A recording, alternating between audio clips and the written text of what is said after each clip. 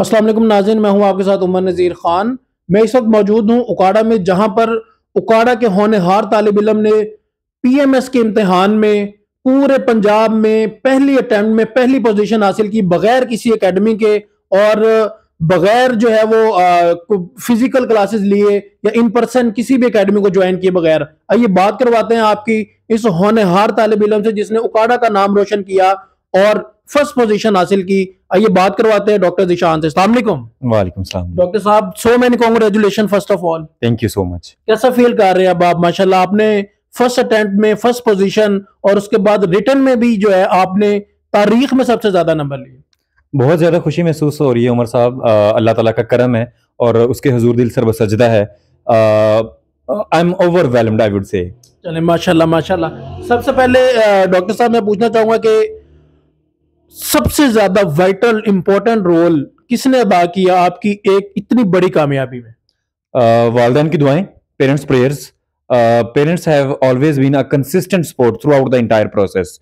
और मेरे ख्याल में वो एक ऐसी चीज थी जो कि मुसलसल मुझे मोटिवेट किए रखती थी एंड केप्ट ऑन मूविंग। वरना इट्स अ लॉन्ग जर्नी, बहुत से अप्स एंड डाउन्स होते हैं। तो बाज़ का ऐसा भी पॉइंट आता है कि आप you don't want to do it in the first place, या आप इवन क्वेश्चन कर रहे होते हैं अपनी वेरी एग्जिस्टेंस को और इस बात को कि मैं ये क्यों कर रहा हूँ। बहुत तवील सफर होता है। लेकिन ये है कि वो एक ऐसी चीज होती है कि जब आपको पीछे से सपोर्ट हासिल हो और पर्टिकुलरली आपके वालिदैन की, तो वो एक ऐसी चीज है जो कि आपको विच कीप यू मूविंग।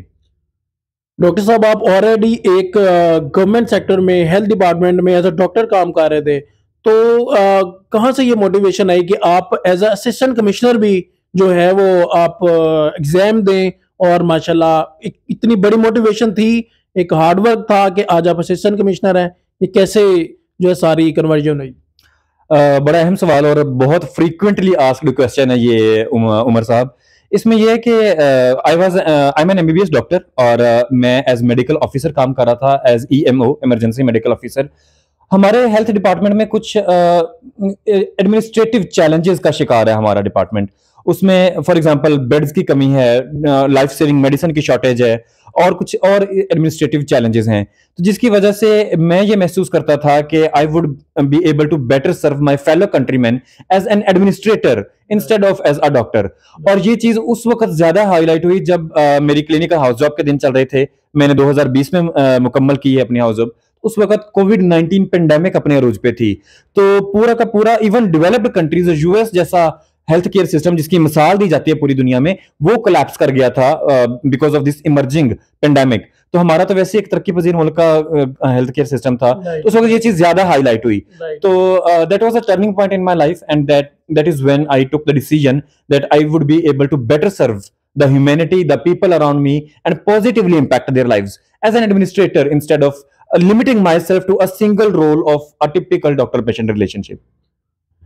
कहाँ से आपने तैयारी की, किस एकेडमी से तैयारी की और कितने लाख खर्च किए तैयारी में? क्योंकि जब भी हम सुनते हैं कि सीएसएस का एग्जाम देना है तो स्टूडेंट्स पहले एक एकेडमी की तरफ भागते हैं और उसके बाद पीएमएस अब आपने माशाल्लाह टॉप किया है, तो हम उस एकेडमी का नाम जरूर जानना चाहेंगे जहाँ से आपने तैयारी की।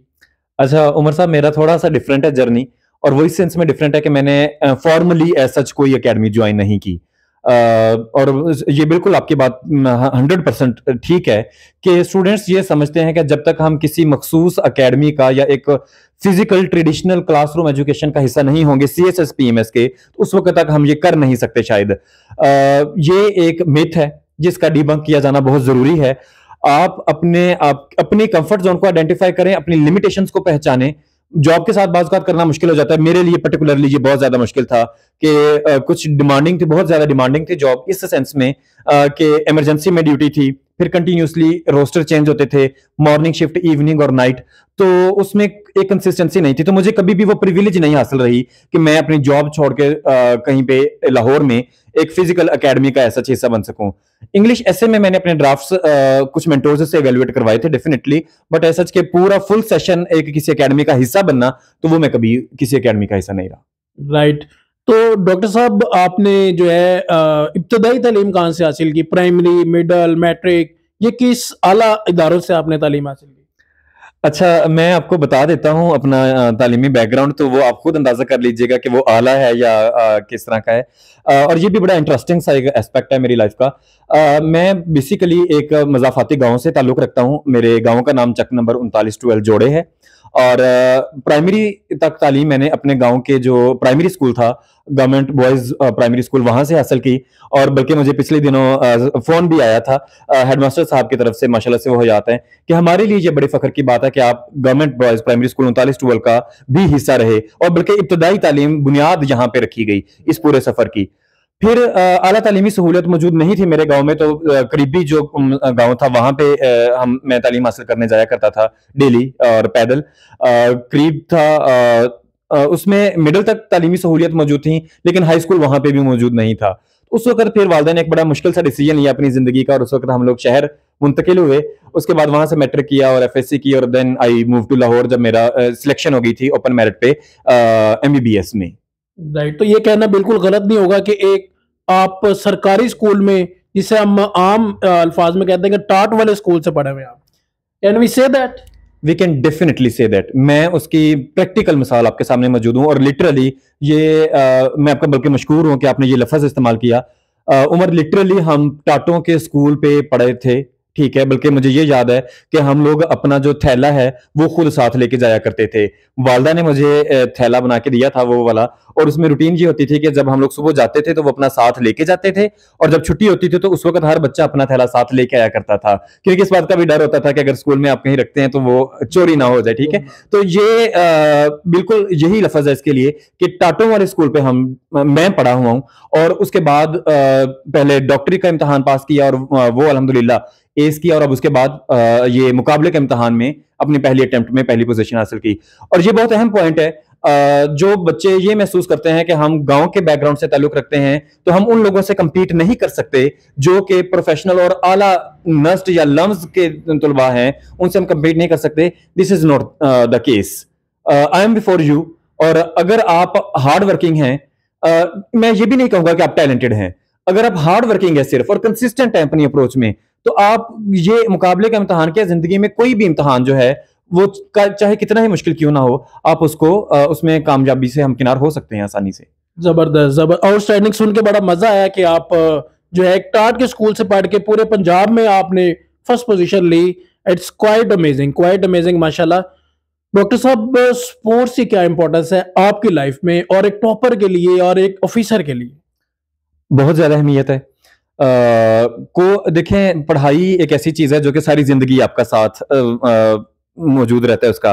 बल्कि अब since I have been selected as an officer, तो बहुत से लोग ये कहते हैं कि चलें ठीक है, आपका वो अब पढ़ाई का जो एक लामतनाही सिलसिला था वो तो रुक गया है, ट्रेनिंग में भी एग्जाम होते हैं इवन हमारे, तो ये सारी उम्र प्रोफेशनल कोर्सेज की शक्ल में भी मौजूद रहेगी। तो अब मैं ये कहता हूं कि करिकुलर एक्टिविटीज के साथ साथ को करिकुलर और एक्स्ट्रा करिकुलर एक्टिविटीज का होना बहुत ज्यादा जरूरी है। A sound mind is in a sound body.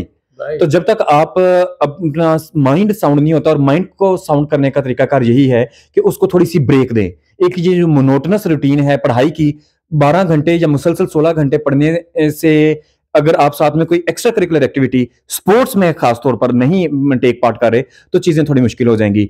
मेरा बैडमिंटन से काफी लगाव है, मेरी फेवरेट स्पोर्ट है। स्ट्रीट क्रिकेट भी कुछ अर्सा खेली है, तो ये मेरे हॉबीज थे। बाकी मैं यही रिकमेंड करता हूँ कि ऑलवेज फाइंड अ हॉबी जिसमें आप पढ़ाई से हट के जिसको थोड़ी देर टाइम दें अपने जहन को फ्रेश करने के लिए।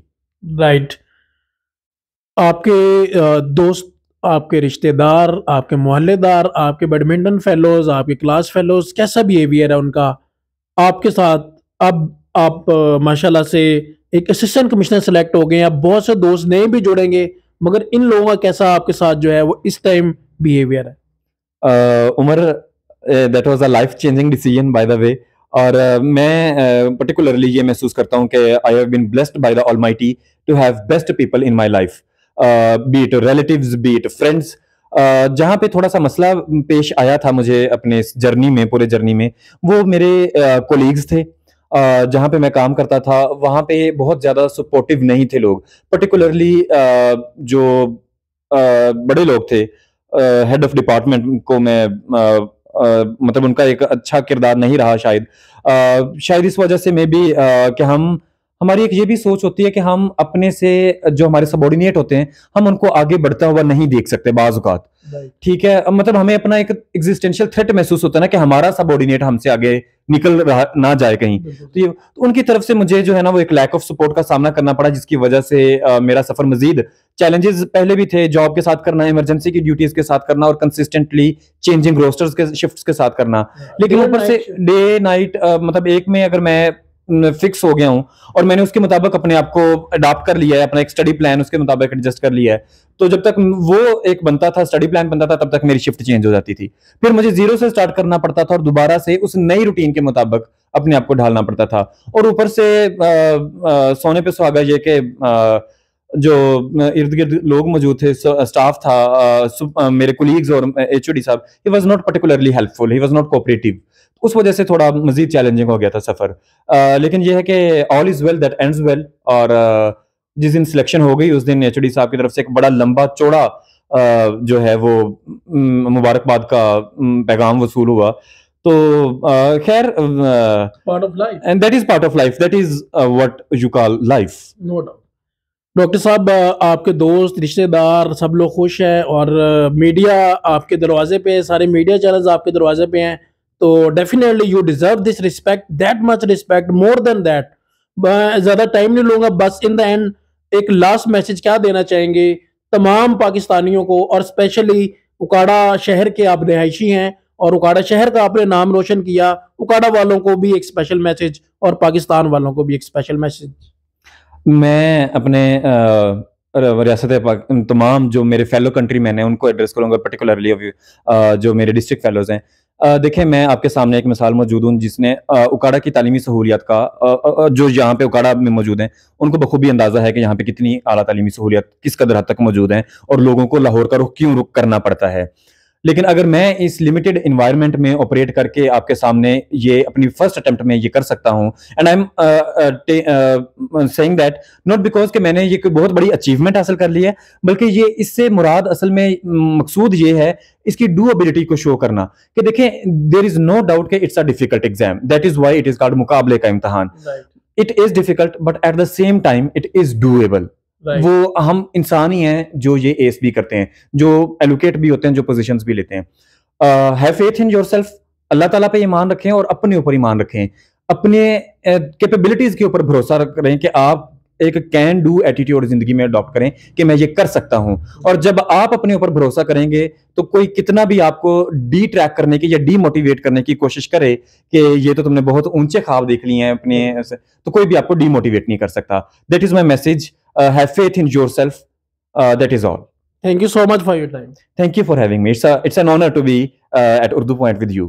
Thank you so much. Thank you. Thank you. जी नाज़रीन, जैसा कि आपने सुना, आपने देखा कि उकाड़ा के डॉक्टर ज़ीशान साहब इस होनहार तालिब इल्म और इस ग्रेट पर्सनैलिटी ने पूरे पाकिस्तान में जो है वो उकाड़ा का नाम रोशन किया, मेहनत की, माँ बाप की दुआएं ली और एक सरकारी स्कूलों से पढ़ के गए हैं, एक टाट वाले स्कूलों से पढ़ के गए हैं, तो आप भी ये कर सकते हैं। Thank you so much for watching this video. इंशाल्लाह नेक्स्ट प्रोग्राम में जल्द मुलाकात होगी। अल्लाह हाफिज।